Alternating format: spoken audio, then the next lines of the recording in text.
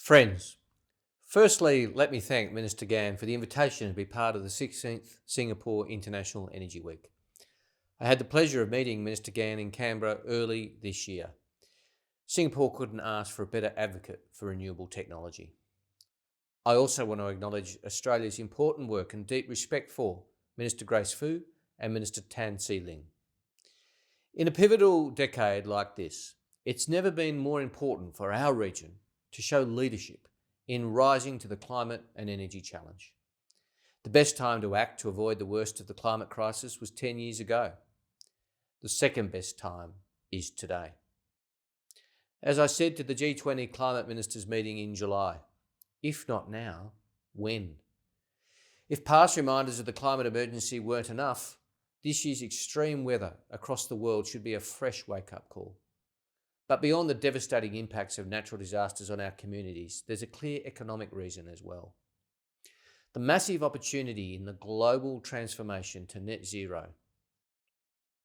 For Australia, we have a vision to become a renewable energy superpower.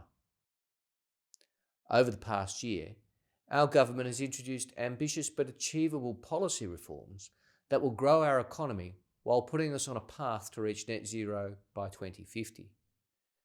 Renewable energy investors around the world are looking at Australia with increased confidence as a result of the Australian government's commitment to delivering policy certainty, stability, as well as, and most importantly, strong climate action. We've lifted our nationally determined contribution under the Paris Agreement by half to 43%. And we've enshrined this commitment, along with our net zero by 2050 target, into law. To reach net zero, though, we have to be all in.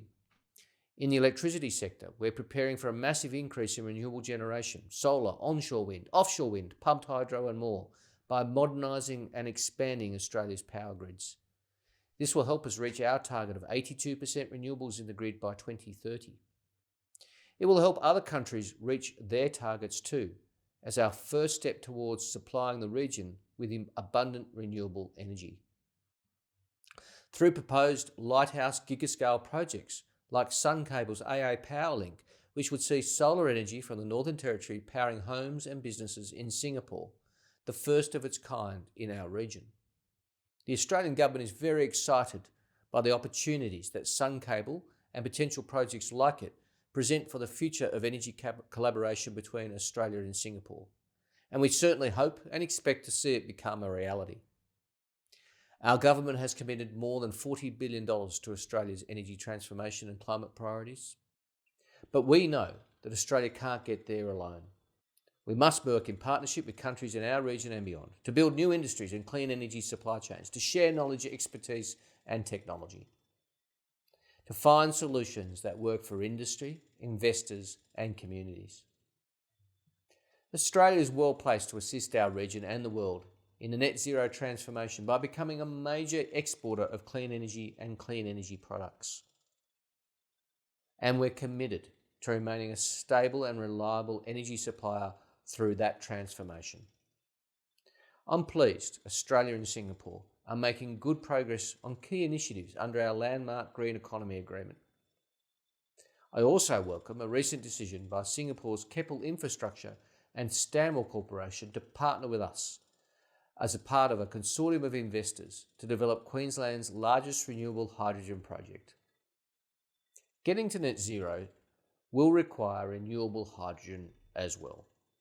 It's why our government has committed $2 billion to our new Hydrogen Head Start program to spur investment in scaling up Australia's green hydrogen industry. We're also committed to collaborating with our regional partners to develop diversified and resilient clean energy supply chains.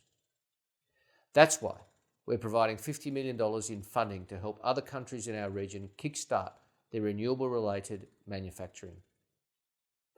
This decade is a crucial period for our region and the world. It's a race against time to keep further global warming at bay and put the current energy crunch behind us for good. Australia and Singapore and our broader region have an opportunity to work together to develop and deploy the cheapest form of energy, that is renewable energy, to secure our energy future. Thank you, and my very warm best wishes for a successful week.